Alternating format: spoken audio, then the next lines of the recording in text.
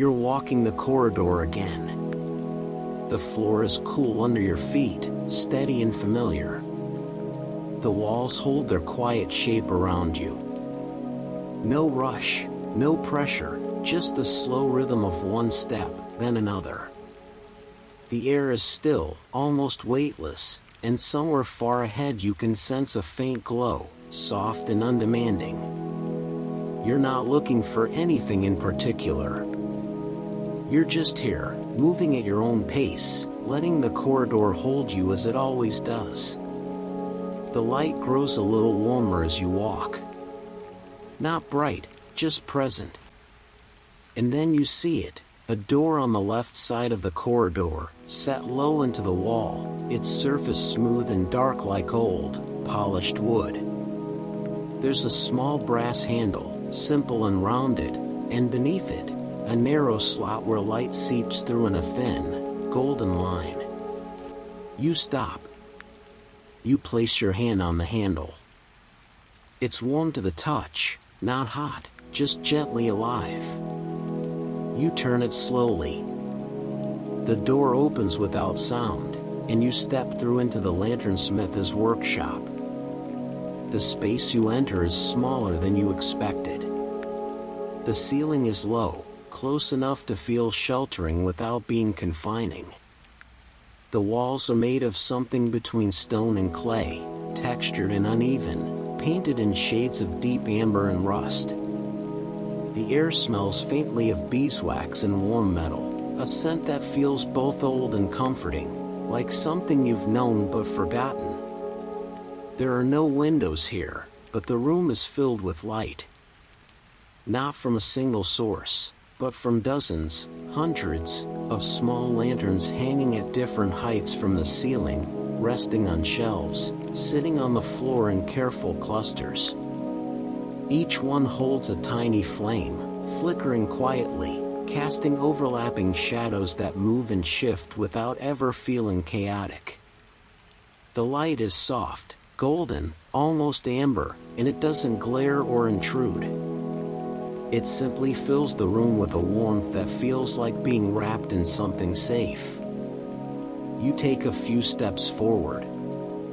The floor is made of wide wooden planks, worn smooth by years of footsteps, and they creak gently under your weight.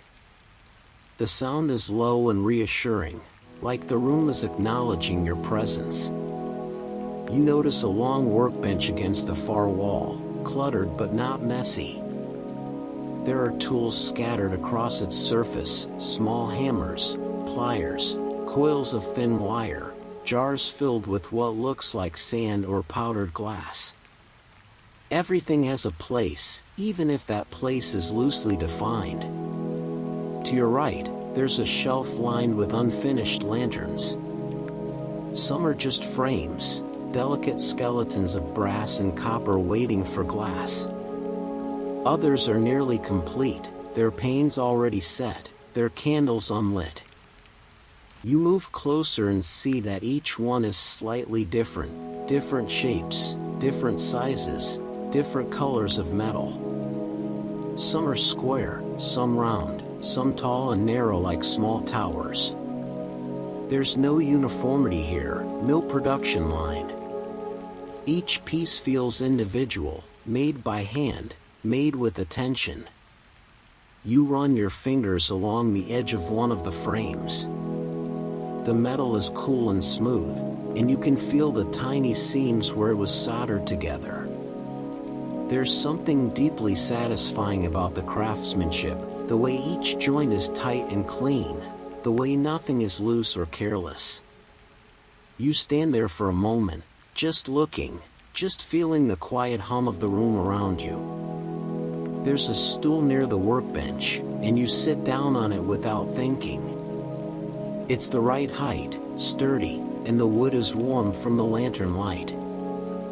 From here, you can see the whole room, the hanging lights, the shelves, the small window of a kiln in the corner glowing faintly red.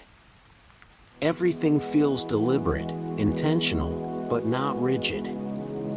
There's a rhythm here, a slow and patient rhythm, and you begin to feel it settle into your own breathing.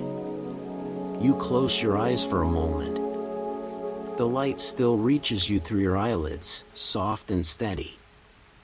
You can hear the faint crackle of the flames, the occasional ping of cooling metal, the low whisper of air moving through the room. It's not silent, but it's quiet in a way that doesn't ask anything of you. You don't need to do anything here. You don't need to make anything, fix anything, prove anything. You can just sit. You can just be. When you open your eyes again, you notice a small lantern sitting on the bench in front of you. It's simpler than the others, just a square frame of dark iron with 4 panes of clear glass. Inside, a single candle burns, its flame barely moving. You watch it for a while, the way the light pools at the base, the way the glass catches and holds the glow.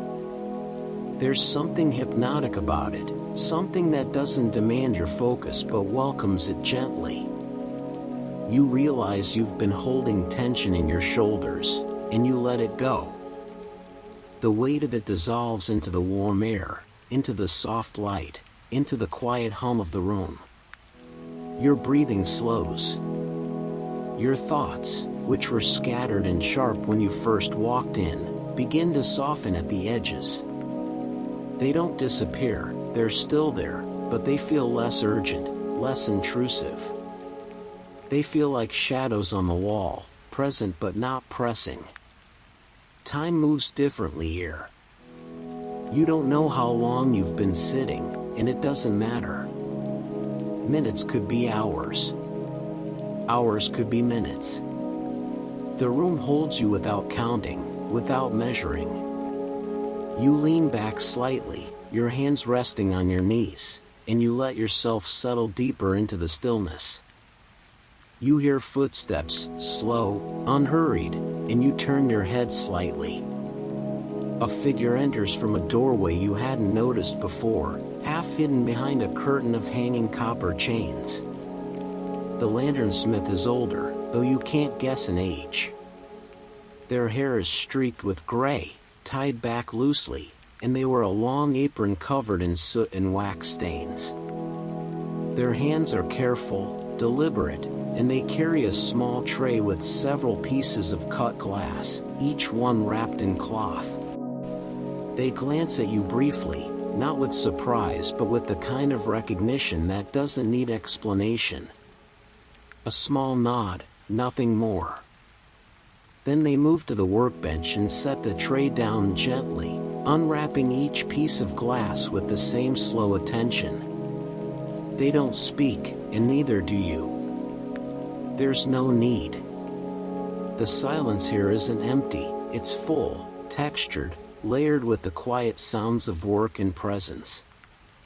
You watch as they pick up one of the glass panes, holding it up to the light of a nearby lantern. They tilt it slightly, examining the surface for flaws, for imperfections. Their eyes are focused but not tense. There's no frustration in their movements, no impatience. If they find a flaw, they'll work with it. If the glass is clear, they'll set it into place. Either way, the work continues at its own pace, unforced. They reach for a small brush and a jar of something that looks like resin or glue. They dip the brush carefully, then run it along the edge of the glass pane with smooth, even strokes. The motion is practiced, almost meditative, and you find yourself watching the rhythm of it, the dip, the stroke, the pause, the next stroke. It's calming in a way that's hard to name, like watching water move, or watching leaves fall. The lanternsmith sets the glass aside to dry and picks up another piece.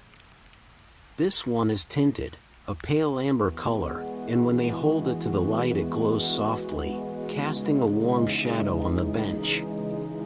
They study it for a moment, then nod to themselves, as if confirming something. They reach for a roll of thin copper wire and begin to cut small lengths, coiling each one with their fingers, shaping it into tiny loops and hooks. You realize you've leaned forward slightly, drawn into the process without thinking. There's something deeply satisfying about watching someone work with this kind of care, this kind of attention. It's not about speed or efficiency. It's about presence, about being fully with each small step, each small decision. The lanternsmith doesn't rush. They don't force. They simply do what needs to be done, one movement at a time. After a while, they glance over at you again, and this time they gesture toward a second stool on the other side of the bench. The gesture is subtle, almost casual, but the invitation is clear. You stand slowly, your legs a little stiff from sitting, and move over to the stool. You sit down, and now you're closer to the work, close enough to see the fine details, the tiny scratches on the glass, the way the solder beads along the seams, the faint grain in the metal. The lanternsmith picks up one of the unfinished lantern frames and sets it between you. They don't say anything, but the meaning is obvious. You can help, if you want. Or you can just watch. Either is fine. There's no pressure, no expectation. You reach out slowly and touch the frame, feeling the cool metal under your fingertips. It's solid, real, grounding. They hand you a piece of glass, one of the clear ones, and a small cloth. You take it carefully, holding it up to the light the way they did. You can see tiny bubbles trapped inside, imperfections that catch the glow and turn it into something more interesting, more alive. You set it down gently on the bench and look over at the lanternsmith. They nod once, approving, and return to their own work. You sit there together in the warm light, two people working side by side in a silence that feels easy, natural, unmarked by the need for words. The flames flicker quietly around you, and the room hums with a low, steady energy that asks for nothing but presence. After some time, minutes, maybe longer, the lanternsmith stands and walks over to a tall shelf near the back wall. You hadn't paid much attention to it before, but now you see it's filled with small objects, pieces of metal, coils of wire, jars of colored sand, stacks of thin wooden sticks, and bundles of wick wrapped in twine.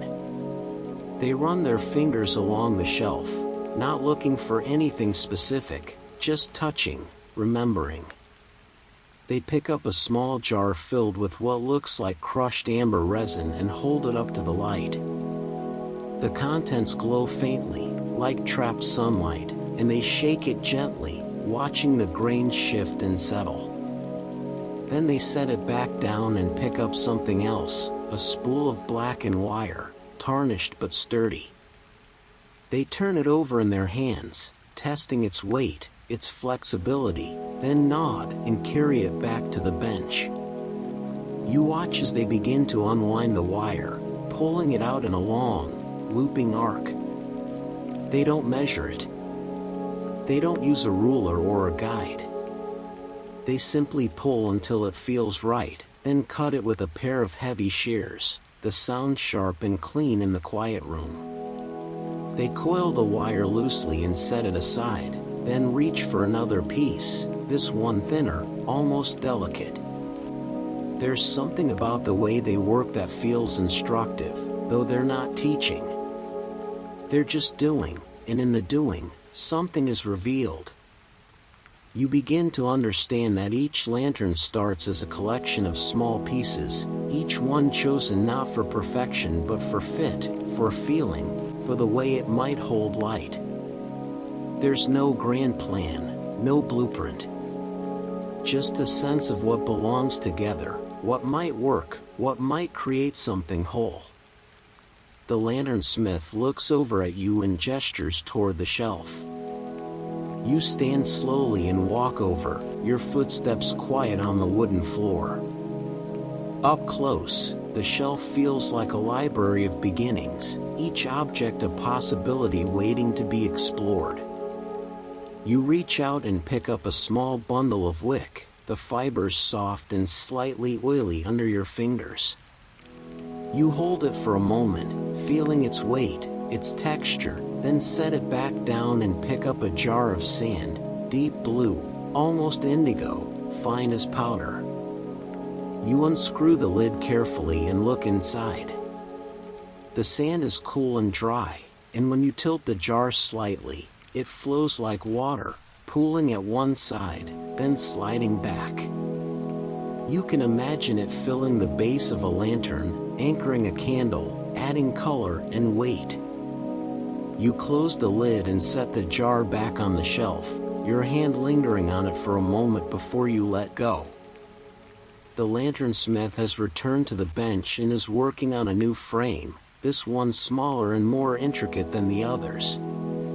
The metal is thin, almost lace-like, and they bend it carefully with a pair of fine pliers, shaping it into curves and angles that feel organic, almost floral.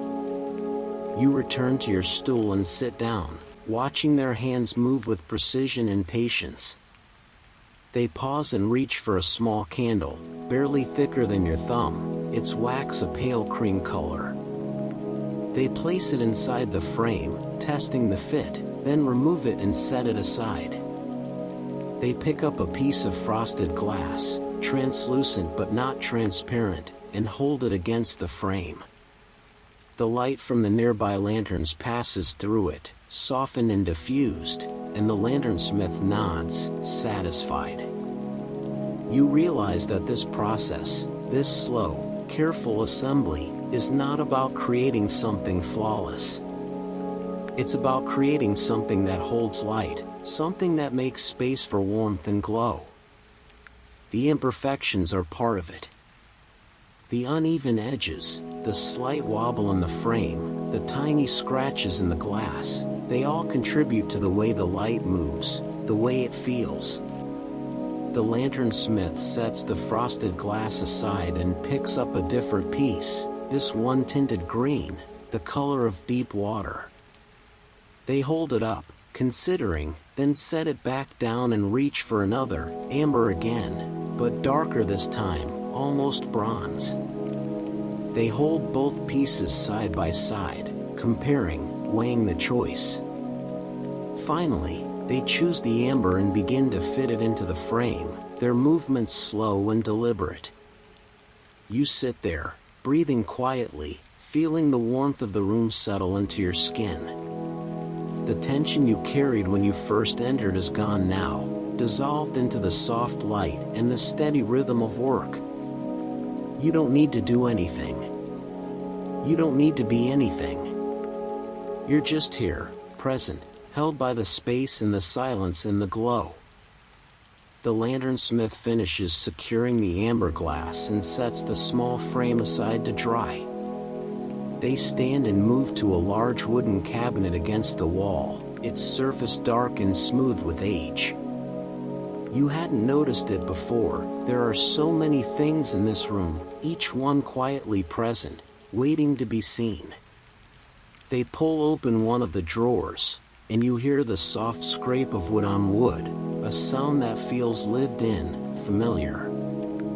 Inside the drawer are candles. Dozens of them, maybe hundreds, all different sizes and shapes. Some are tall and thin, others short and wide. Some are smooth and pristine, others worn and uneven, as if they've been used before and saved. The colors vary too: cream, pale yellow, soft gray, deep burgundy. The lanternsmith runs their hand over them gently, as if greeting old friends, then selects a few and carries them back to the bench. They set the candles down in a row, each one standing upright, and you can see the wicks poking out of the tops, some straight, some slightly bent. The lanternsmith picks up a small knife with a worn wooden handle and begins to trim the wicks, cutting them down to the same height, each cut precise but unhurried. The trimmed pieces fall onto the bench like tiny black threads, and they brush them aside with the back of their hand. You watch the process, mesmerized by the simplicity of it. There's no wasted motion, no hesitation. Each action flows into the next with a kind of quiet logic, or rhythm that feels natural, unforced. The lanternsmith picks up one of the candles, a short, thick one, the color of old parchment, and holds it close to one of the hanging lanterns. The light plays across its surface, highlighting small imperfections in the wax, tiny bubbles and ridges that catch and hold the glow.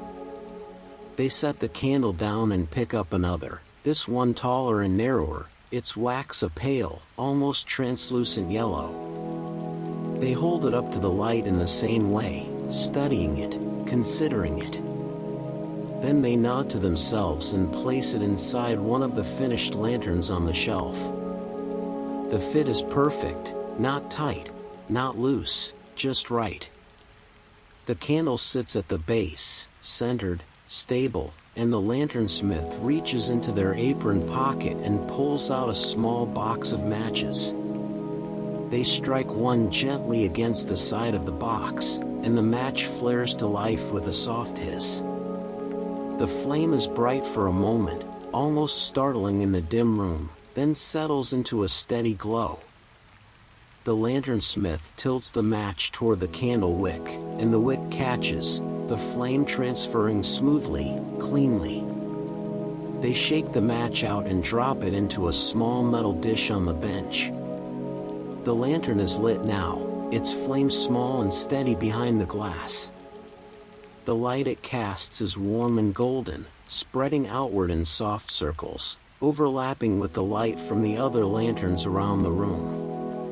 The lanternsmith picks up the lantern carefully, cradling it in both hands, and carries it to a different shelf, one closer to the door. They set it down gently, adjusting its position slightly, then step back and look at it for a moment, satisfied. You realize that this is what the lanternsmith does, creates these small sources of light, one by one, with patience and care, and places them where they're needed. There's no rush to finish, no quota to meet. Just the steady, ongoing work of making light, of tending to it, of ensuring it continues. It's a kind of service, quiet and unglamorous, but deeply necessary. The lanternsmith returns to the bench and gestures toward the row of candles. You understand. You reach out and pick one up, a medium-sized candle, its wax a soft gray-blue, smooth and cool to the touch. You hold it up to the light the way you saw them do, watching the way the glow moves across its surface. You can see the layers in the wax, the way it was poured and cooled, the slight variations in color and texture. You set the candle down and pick up another, this one darker, almost charcoal. It's heavier than the first, denser, and when you hold it to the light, the wax is almost opaque, revealing nothing. But it's solid, reliable, and you can imagine the kind of steady, enduring flame it would produce. You place it back in the row and look over at the lanternsmith, who nods once, a small gesture of approval. Together, you continue the work. The room remains quiet except for the soft sounds of movement, of tools being picked up and set down, of wax being shaped and glass being fitted. The light around you is constant, unwavering, a presence that asks for nothing but offers everything. The lanternsmith walks over to the corner of the room where the kiln sits, glowing faintly red through its small window. You follow, curious, drawn by the warmth radiating from it. Up close, you can feel the heat on your face, gentle but insistent, and you understand that this is where the glass is made, where raw materials are transformed into something new. The kiln is made of thick brick, stained with soot and heat, and there are small vents along its sides that let out thin trails of smoke.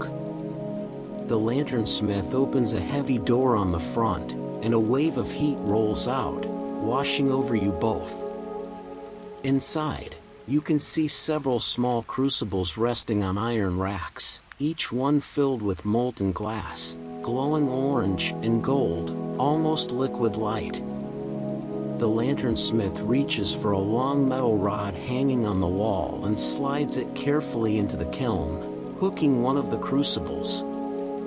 They pull it out slowly, steadily, and the molten glass shifts and swirls inside, thick and viscous, like honey made of fire. They carry the crucible over to a flat metal table and set it down gently, the heat shimmering in the air above it. You step back slightly, giving them space, but you can't look away.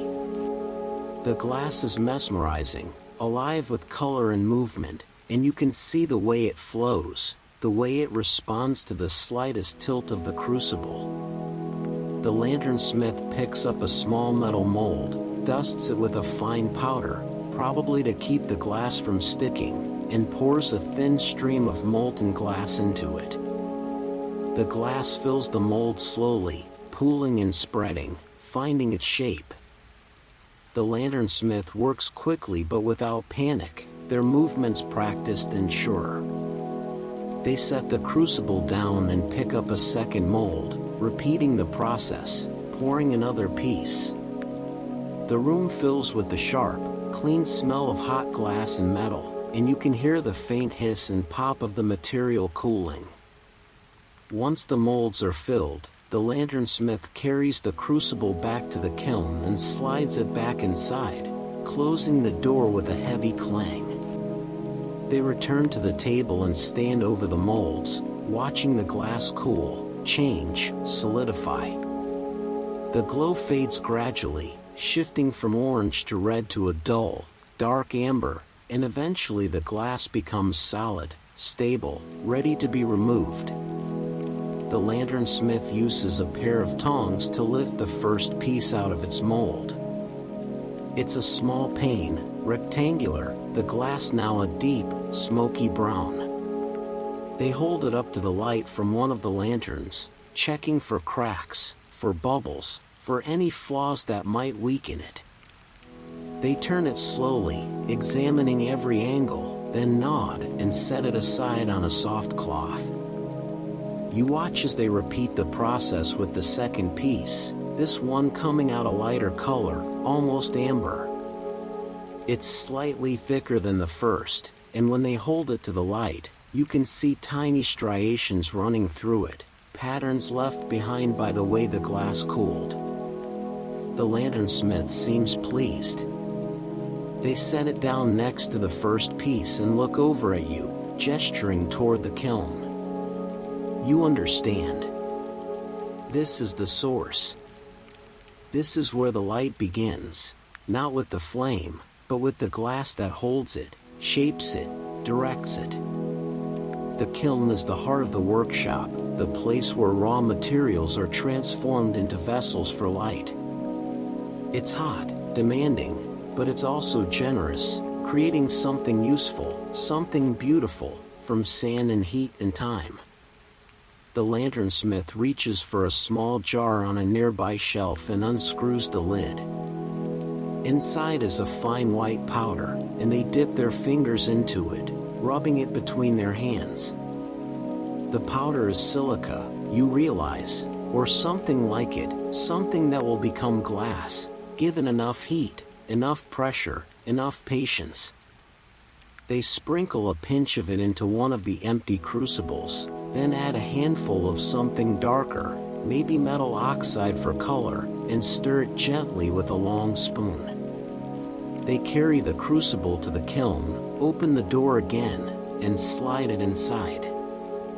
The heat rushes out, and you feel it on your skin, warm and encompassing, not unpleasant. The door closes, and the kiln hums quietly, doing its work, transforming, creating. The lanternsmith returns to the bench, picks up one of the finished lanterns and examines it closely, checking the fit of the glass, the stability of the frame. You realize that this process, this cycle of creation, of pouring and cooling and shaping, is never really finished. There's always another piece to make, another lantern to assemble, another flame to tend. But it doesn't feel endless in a burdensome way. It feels ongoing, continuous, like breathing, like the rhythm of days and nights. There's comfort in it, in knowing the work will continue, that there will always be light to make, light to share. The lanternsmith moves to a different section of the workbench, where a small brazier sits, its coals glowing faintly. Resting on a metal grate above the coals is a soldering iron, its tip gleaming dull red. They pick up the iron carefully, testing its heat by holding it close to their cheek, not touching, just feeling the warmth. Satisfied, they set it back down and reach for one of the unfinished lantern frames. This frame is more complex than the others you've seen, with multiple panels and intricate joints where the metal comes together at odd angles. The lanternsmith picks up a small tin of solder and a flux brush, dipping the brush into a clear liquid and painting it along the seams. The liquid hisses faintly, reacting with the metal, preparing it to bond. They pick up the soldering iron again and touch its tip to a small coil of solder wire. The solder melts instantly, pooling at the tip of the iron, and the lanternsmith moves it to one of the seams on the frame. The molten metal flows into the joint, smooth and silver, filling the gap, holding the pieces together. They move slowly, methodically, working their way around the frame, sealing each seam with the same careful attention. You watch the process, fascinated by the precision required, the steadiness of hand. One wrong move and the joint could be too weak, or too thick, or uneven. But the lanternsmith doesn't waver. Their movements are fluid, confident, the result of years, maybe decades, of practice. Each joint is clean, almost invisible, the solder blending seamlessly with the metal. When they finish the first frame, they set it aside to cool and pick up another. This one is simpler, just 4 pieces of brass forming a square, but it still requires the same level of care. They brush flux onto the corners, heat the iron, and begin to solder, the motions repetitive but never mechanical. There's a mindfulness to it, a presence, and you can see it in the way they pause between each joint, checking their work, ensuring it's right before moving on. After a while, they set the iron down and gesture for you to come closer. You stand and move to their side, and they point to one of the unfinished frames, a small, simple one, just 2 pieces of copper that need to be joined at a right angle. They hand you the flux brush and nod toward the seam. Your hand is a little unsteady as you dip the brush into the liquid and paint it onto the metal.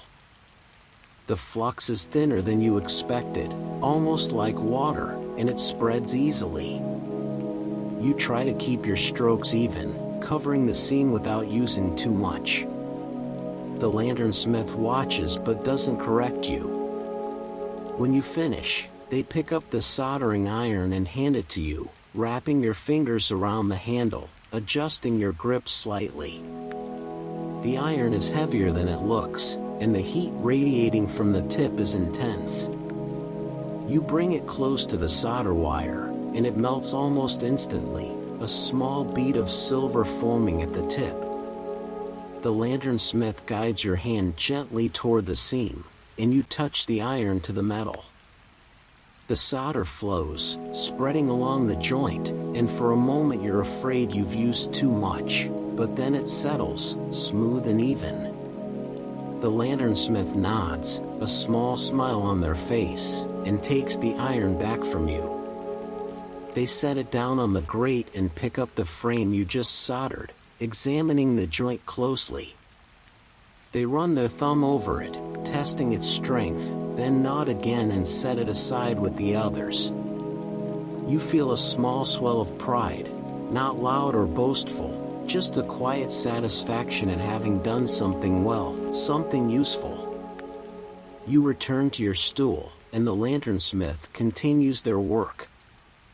The room is filled with the soft hiss of solder, the faint crackle of the coals, the low hum of the kiln. The light remains steady, unchanging, and you feel yourself sinking deeper into the rhythm of the space, the rhythm of the work, the rhythm of presence.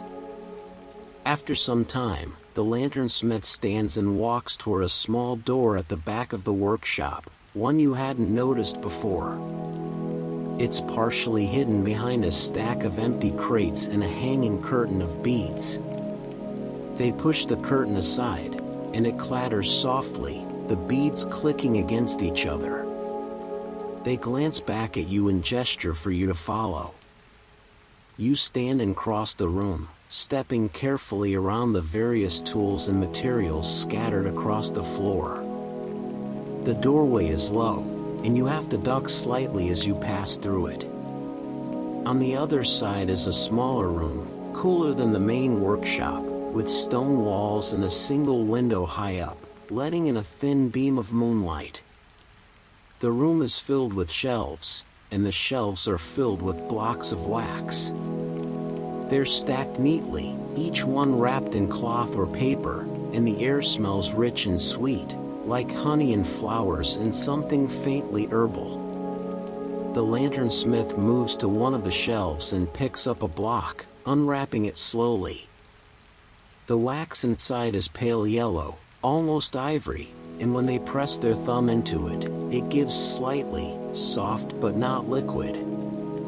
They carry the block over to a small table in the center of the room, where a shallow metal pot sits over a low flame. They place the block of wax into the pot and watch as it begins to melt, the edges softening, the color deepening. They stir it gently with a wooden stick, the motion slow and circular, and you can see the wax becoming more fluid, more malleable. You step closer and look around the room. There are molds here too, hanging on hooks along the walls, molds for candles of all shapes and sizes. Some are simple cylinders, others are more ornate, shaped like flowers or stars or abstract spirals. The lanternsmith reaches for one of the simpler molds, a tall, narrow cylinder, and sets it on the table next to the pot. They pick up a length of wick from a nearby basket and thread it through the mold, securing it at the top with a small metal clip. Then they lift the pot carefully and begin to pour the melted wax into the mold, the stream thin and controlled. The wax fills the mold slowly, rising steadily, and the lanternsmith watches closely, stopping just before it reaches the top. They set the pot down and step back, letting the wax cool. You can see the surface begin to dull, to solidify, the liquid becoming solid, becoming something that can hold a flame. The lanternsmith picks up another mold, this one shorter and wider, and repeats the process, threading the wick, pouring the wax, waiting. There's something deeply meditative about watching this, about seeing something formless become formed, something fluid become fixed. The lanternsmith works without hurry, without impatience, trusting the process, trusting the time it takes for wax to cool, for candles to set, for light to become possible. After a while, they pick up one of the molds, the first one, now fully cooled, and turn it upside down, tapping it gently. The candle slides out smoothly, perfect and whole, its surface smooth, its wick straight. The lanternsmith holds it up to the moonlight, checking for cracks or air bubbles, then nods and sets it aside on a cloth-covered tray. They turn to you and gesture toward the pot of wax, still warm, still liquid.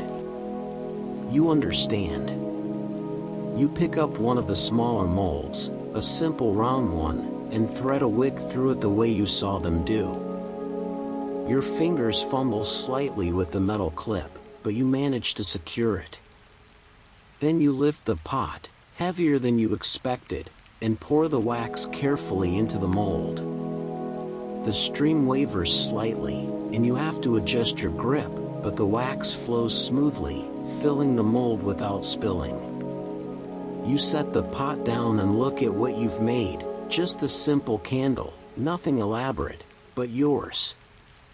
The lanternsmith places a hand on your shoulder briefly, a gesture of acknowledgement, then returns to their own work.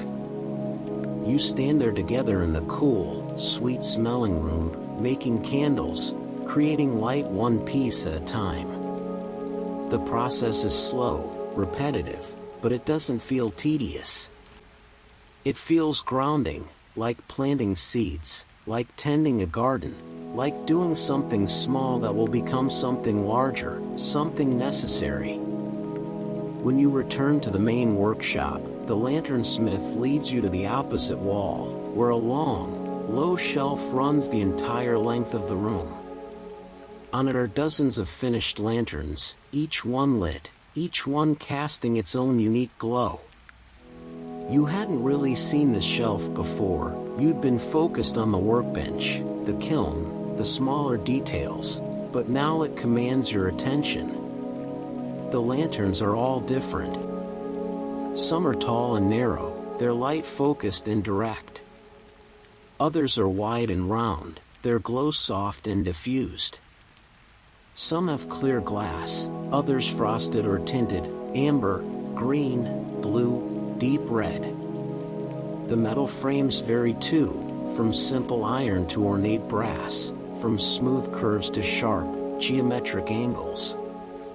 But despite their differences, they all share a common quality. They all hold light gently, carefully, without harshness or glare. You walk slowly along the shelf, pausing in front of each lantern, taking in the details. One has a frame shaped like a small house, with tiny windows cut into the metal and a peaked roof.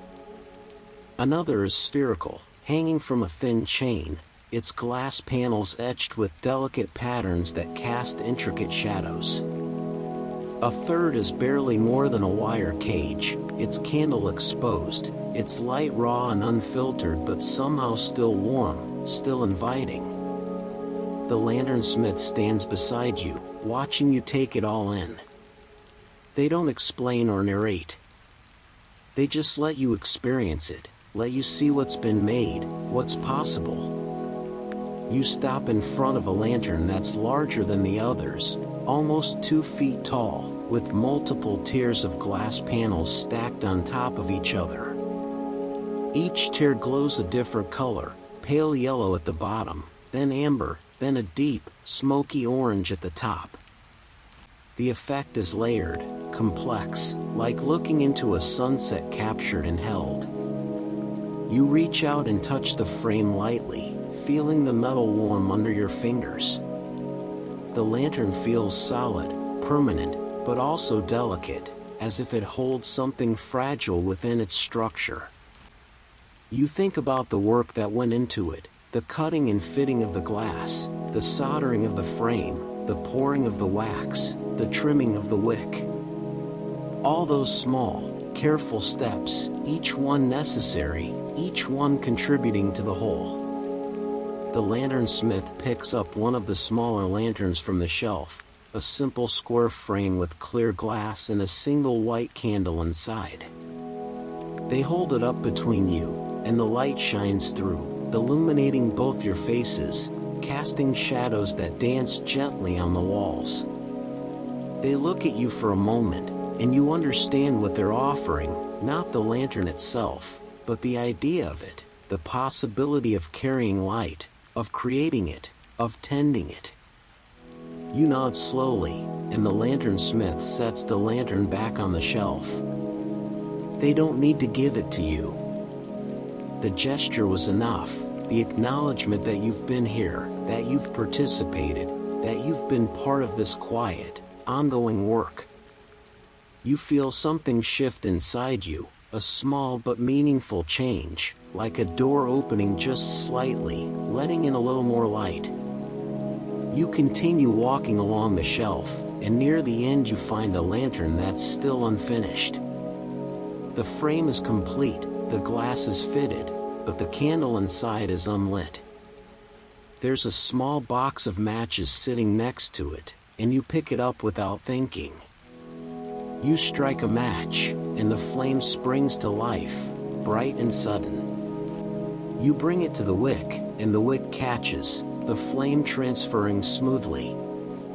The lantern glows to life, joining the others, and you feel a deep, quiet satisfaction. You've added to the light. You've contributed, even in this small way. The lanternsmith watches, nods, and then turns back toward the workbench. The work continues. It always continues. Near the door through which you first entered, there's a narrow window ledge, and on it sit several lanterns that seem older than the others. Their frames are tarnished, their glass panels scratched and clouded with age. The lanternsmith walks over to them and picks one up, turning it slowly in their hands. The candle inside is burned down to a stub, barely more than a pool of wax with a blackened wick. They carry the lantern back to the workbench and set it down gently. Then they reach for a small metal tool, something between a knife and a hook, and begin to scrape out the old wax, working carefully to avoid damaging the lantern itself. The wax comes away in small chunks and curls, falling onto a piece of cloth spread out beneath. It's painstaking work, detail-oriented, but the lanternsmith doesn't rush. You watch as they clean out the entire base of the lantern, removing every bit of old wax until the metal underneath is visible again, dull but clean. Then they pick up a new candle, one of the ones you helped make in the wax room, and fit it into the base. It sits perfectly, snug and centered, ready to be lit. But they don't light it yet. Instead, they pick up a soft cloth and begin to polish the glass panels, rubbing away the grime and scratches as much as possible. The glass doesn't become perfectly clear, some marks are too deep, too permanent, but it becomes clearer, more transparent, more capable of letting light through. The lanternsmith works on each panel in turn, their movements patient and thorough. When they finish, they hold the lantern up to one of the nearby light sources, checking their work. The lantern looks renewed, not new but cared for, restored.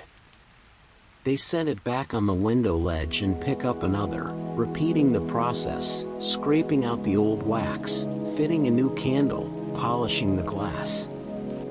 You realize this is another part of the work, just as important as making new lanterns.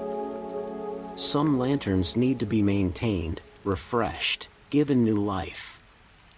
They don't need to be replaced or discarded. They just need attention, care, the willingness to see what they still have to offer and help them offer it again. The lanternsmith gestures toward the ledge, where several more old lanterns sit waiting. You understand. You pick one up, feeling its weight, its history. The frame is bent slightly in one corner, and the glass is cloudy, but the structure is sound. You carry it to the workbench and begin the process of cleaning it out, scraping away the old wax, preparing it for renewal. The work is slower than you expected, more meticulous, but it's also satisfying in a different way. You're not creating something new. You're restoring something that already exists, something that already has a story, a purpose. You're giving it the chance to continue, to keep holding light, to keep serving its function. When you finish cleaning out the wax, you pick up one of the new candles and fit it into place. It's a good fit, and you feel a small sense of accomplishment. Then you pick up the polishing cloth and begin to work on the glass, rubbing gently, carefully, watching as the surface becomes clearer, brighter. It's not perfect, but it's better, and that's enough. The lanternsmith finishes their own lantern and strikes a match, lighting the new candle inside. The flame catches, and the old lantern glows again, its light soft and warm, carrying with it the weight of time, the memory of all the nights it's already illuminated. They set it back on the ledge, and it sits there among the others, renewed, ready. You light your own lantern, and it joins the row, another small source of light, another small victory against darkness. The lanternsmith places a hand on your shoulder again, briefly, and you feel the warmth of the gesture, the acknowledgement of work done, of presence shared. The lanternsmith walks back to the workbench and sits down on their stool, picking up a cup of tea that's been sitting there, now lukewarm. They sip it slowly, their eyes half closed, and you realize that even in this space of constant creation, there are moments of rest, of stillness, of simply being. You sit down on your own stool, and the two of you remain there in silence, surrounded by the glow of dozens of lanterns, each one a small testament to patience, care, and the ongoing work of making light. The flames flicker gently, their movements hypnotic, and you let your gaze soften, let your focus blur, let yourself simply exist in the warmth and the quiet. Your breathing slows even further. Your thoughts, which had been active and engaged during the work, begin to drift, becoming softer, less defined. They're still there, but they don't demand attention. They float like dust motes in the golden light, present but weightless, drifting without direction or urgency. You think about the lanterns you've seen tonight, the ones being made, the ones being restored, the ones sitting finished on the shelf, holding their light steadily, patiently. You think about the lanternsmith, their quiet dedication to this work, their willingness to tend each small flame, to care for each piece of glass and metal and wax as if it matters. Because it does matter. Each lantern is a small act of defiance against the dark, a small offering of warmth and safety. You think about the process itself, the gathering of materials, the shaping, the fitting, the lighting. How each step requires presence, attention, care. How nothing is rushed, nothing is forced. How the work unfolds at its own pace, trusting the time it takes for glass to cool, for wax to harden, for flames to catch and hold.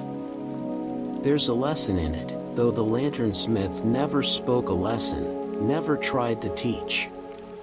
The lesson is in the doing, in the being, in the steady, patient work of creating light, tending light, sharing light. It's a lesson about presence, about care, about the value of small, sustained efforts over time. The lanternsmith sets their empty cup down and stands, stretching slightly. They walk over to one of the hanging lanterns and adjusts it, turning it slightly so its light falls differently, illuminating a corner that had been in shadow. It's a small adjustment, barely noticeable, but it changes the feel of the room, makes it a little more balanced, a little more complete. They move to another lantern, this one sitting on a shelf, and trim its wick slightly, the flame flaring for a moment before settling back into its steady glow. They check a third lantern, replacing its candle with a fresh one, lighting it from the old flame before extinguishing the stub. The work is never done, but it's not a burden. It's a rhythm, a practice, a way of being. You stand and join them, moving quietly through the room, checking lanterns, adjusting them, making small changes that improve the light without disrupting it. You feel the lanternsmith beside you, not directing, not instructing, just present, sharing the work, sharing the space. Together, you tend the lights. Together, you maintain the glow. Together, you participate in this small, essential act of keeping the darkness at bay, one flame at a time. After a while, the lanternsmith walks over to a large basket near the door and begins to fill it with lanterns from the shelf. They choose carefully, selecting ones that seem ready, complete, fully realized. They wrap each one in cloth, cushioning it, protecting the glass, and place it gently in the basket. You watch, curious about where these lanterns are going, who they're for. When the basket is full, the lanternsmith picks it up and heads toward the door. They pause and look back at you, and the invitation is clear. You follow them out of the workshop, stepping back into the corridor. The air is cooler here, and the quiet feels different, less enclosed, more expansive. The lanternsmith walks slowly down the corridor, the basket balanced easily in their arms. You walk beside them, matching their pace, and after a while you begin to notice doors along the corridor, doors you hadn't seen before. The lanternsmith stops at the first one and sets the basket down. They take out one of the lanterns, unwrap it, and place it on the floor in front of the door, the light glowing softly in the dim corridor. They move to the next door and repeat the process, placing another lantern, then another, then another. Each door receives a light, a small source of warmth and guidance in the long, quiet corridor. You realize this is part of the work too, not just making the lanterns, but delivering them, placing them where they're needed, ensuring that the corridor is not dark, that there are points of light to guide those who walk here. You reach into the basket and take out one of the lanterns you helped restore earlier. You unwrap it carefully and walk to the next door, placing the lantern on the floor, adjusting it so it sits level, so its light spreads evenly. It feels right, placing it here, contributing to the illumination of this space. The two of you continue down the corridor, placing lanterns at each door, until the basket is empty. When you turn and look back, you can see the line of lights stretching behind you, each one glowing steadily, marking the path, offering reassurance to anyone who might walk here.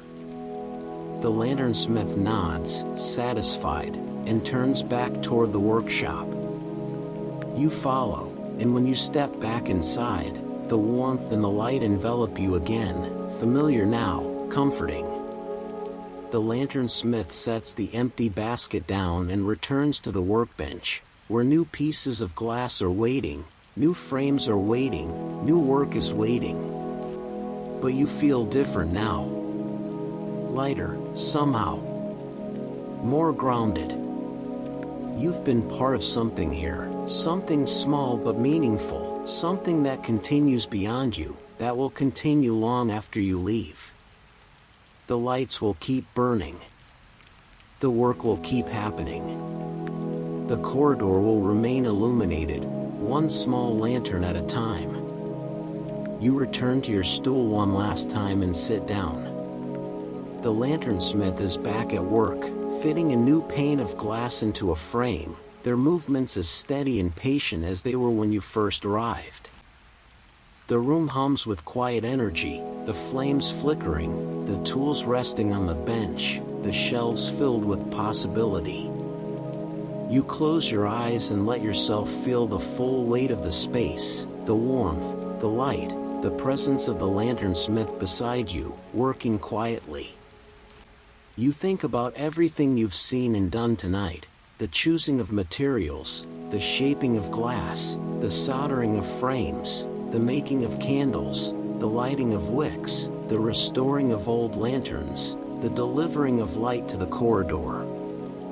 Each task was small, manageable, but together they formed something larger, a practice, a rhythm, a way of engaging with the world that felt patient, deliberate, kind. You realize you've been holding so much tension, so much urgency, for so long. But here, in this workshop, surrounded by small lights and steady work, you've been able to let some of that go. The lanternsmith finishes the frame they've been working on and sets it aside. They stand and walk over to a small shelf near the door, where a single lantern sits, different from the others. It's simple, unadorned, just a plain metal frame with clear glass and a white candle. But it's unlit, waiting. They pick it up and carry it over to you, holding it out. You take it carefully, cradling it in your hands, feeling the cool metal, the smooth glass. The lanternsmith reaches into their apron and pulls out the box of matches, offering it to you. You take the box and open it. Your hands are steady now, no longer uncertain. You take out a match and strike it against the side of the box. The flame flares to life, bright and sure, and you bring it to the wick. The wick catches immediately, the flame transferring cleanly, and the lantern glows in your hands. The lanternsmith nods, a small smile on their face, and you understand. This lantern is yours. Not to keep in a physical sense, but to carry with you, to remember. The light you hold now is the light you've helped create, the light you've tended, the light you've learned to trust. You stand slowly, holding the lantern carefully, and walk toward the door. The lanternsmith doesn't follow. They've returned to their workbench, already beginning the next piece, the next frame, the next flame. The work continues, as it always does. You step through the doorway and back into the corridor, and the lantern in your hands casts a warm, steady glow around you. The corridor doesn't feel as long or as empty as it did before. The lights you and the lanternsmith placed are still there, glowing softly, marking the path. You walk slowly, one step at a time, your lantern lighting the way. You don't know where you're going, and you don't need to. The corridor will hold you. The light will guide you. And somewhere behind you, in the warm workshop, the lanternsmith continues their work, making light, tending light, sharing light, one small flame at a time. You walk on through the corridor, the lantern warm in your hands. The light it casts is gentle, just enough to see by, just enough to feel safe. The walls around you are solid and familiar, and your footsteps are quiet on the cool floor. There's no rush to reach anywhere, no destination that demands your arrival. You're simply here, moving forward at your own pace, held by the corridor, held by the light. Behind you, the lanternsmith's door has closed softly, but the warmth of the workshop still lingers in your chest, in your breathing, in the steady rhythm of your steps. You think about the lanterns you made, the ones you restored, the ones you placed along the corridor. Small lights, each one, but together they create something larger, a path, a presence, a quiet defiance of the dark. Your breathing is slow and deep now, effortless. Your body feels lighter, softer, as if the tension you carried has been left behind, dissolved into the warm air of the workshop, absorbed by the patient work of making light. You're not holding anything tightly anymore. You're just walking, just being, just here. The corridor stretches ahead, infinite and welcoming, and you know you can walk it for as long as you need. There's no end you have to reach, no goal you have to achieve. The corridor simply is, and you are part of it, moving through it gently, your lantern glowing steadily in your hands. You let your eyes close halfway, the light from your lantern filtering through your lashes, soft and golden. You're safe here. You're held. And somewhere, in the quiet workshop behind you, The lanternsmith continues their work, making light that will guide others, tending flames that will burn long after you've moved on. The work continues. The light continues. And you, walking gently through the corridor, carry a small piece of that light with you now.